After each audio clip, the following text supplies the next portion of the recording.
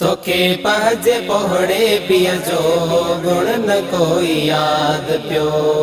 तोखे पहजे पोहड़े पिया जो गुण न कोई याद पियो।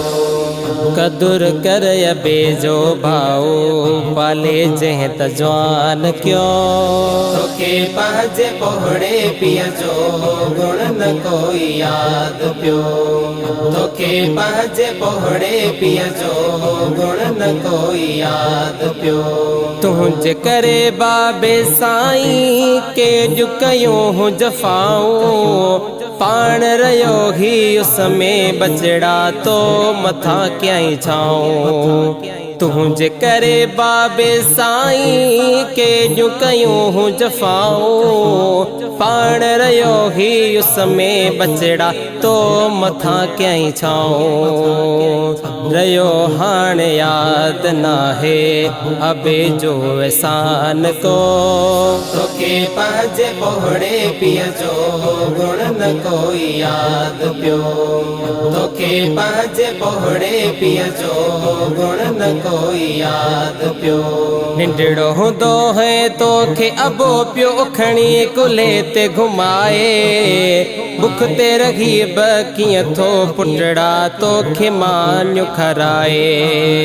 निंडड़ो हुंदो है तोखे अबो पियो खणी कुले ते घुमाए।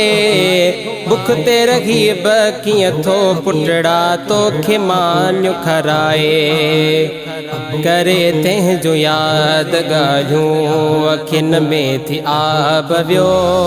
तोखे पहजे पोहड़े पिया जो गुण न कोई याद पियो।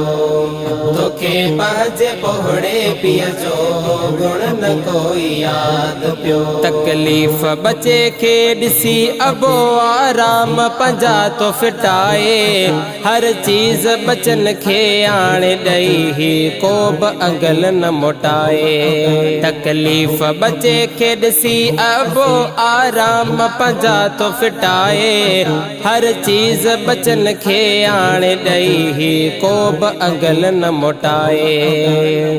हेड़ो कोन मिलंदो जहिड़ो अबे जो त प्यार हो। तोखे पहजे पोहड़े पिया जो गुण न कोई याद पियो। तोखे पहजे पोहड़े पिया जो गुण न कोई याद पियो। औलाद जे ख़ातिर अबे कया हा केॾा यार कशाला। केड़ा लिखे पियो वरड़ ज़ाहिर ॾे तोखे ही हवाला। औलाद जे ख़ातिर अबे कया हा केड़ा यार कशाला।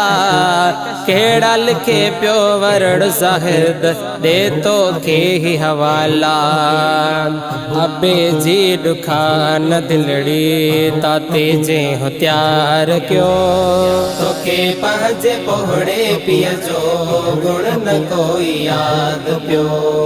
तोखे पहजे पोहड़े पिया जो गुण न कोई याद पियो।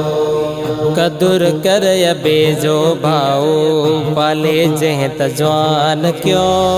तोखे पहजे पोहड़े पिया जो गुण न कोई याद पियो। तोखे पहजे पोहड़े पिया जो गुण न कोई याद पियो।